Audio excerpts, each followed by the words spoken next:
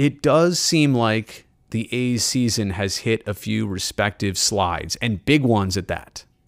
And to your point, the A's were rolling when they went into Yankee Stadium. They won the first game of that series in June, and then there was a Yankees walk-off in Game 2, and in Game 3, they turned a triple play when the A's were threatening to come back and win.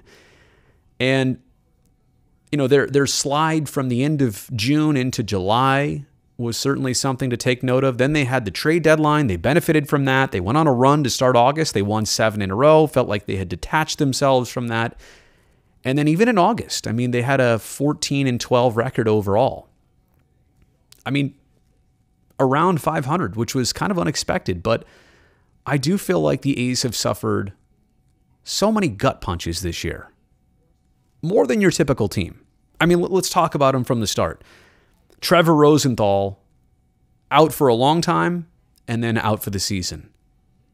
Mike Fiers, made 2 starts, and that's it. And there's no real promise of the return. Stephen Piscotty has not been himself the entire season. I know people have said, well, you know, he's not having a great season. You're not missing much by not having him.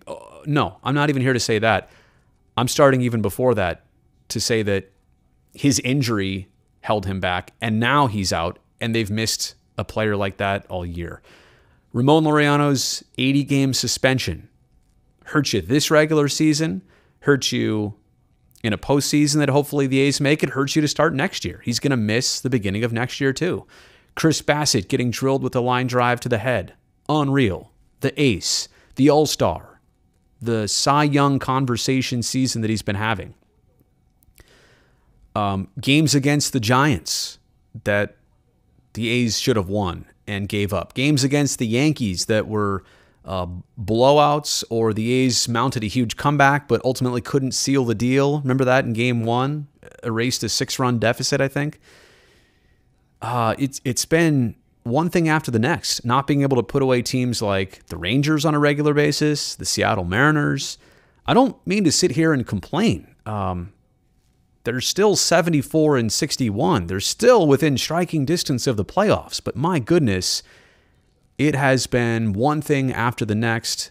And a lot of times just when there's the opportunity to go ahead and grasp it, run away with it, and secure something, they just have not been able to do it this year. And it's also, when you look at the facets of their team, it's interesting because sometimes it's been the lack of offense with runners in scoring position. It hasn't really necessarily been the starters this year. Quite honestly, consistency in that regard has been relatively high. You know who to expect, and you know what to expect from them. But now the conversation has switched to the bullpen. It's the bullpen right now. You didn't have the closer you planned on going into this season with. Lou Trevino stepped in, did an admirable job, certainly won that role, ran away with it, and now in those last four appearances, my goodness. I mean, the ultimate mental test to overcome that.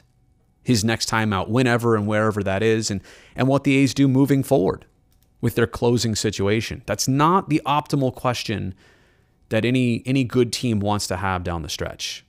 So to the point of where did all this start and what have the A's been through? Yeah, you kind of did notice it as that Yankees series mid to late June, and everything since then has just been one kind of slap in the face after the next. And ultimately, I didn't even mention in there the fact that the A's had held first place in the division for most of this year, much of this season, and then as part of their slide in July, lost their handle on that too. So I'm not saying it's all doom and gloom. Maybe all of this will make the postseason even more sweet when they can get in and advance.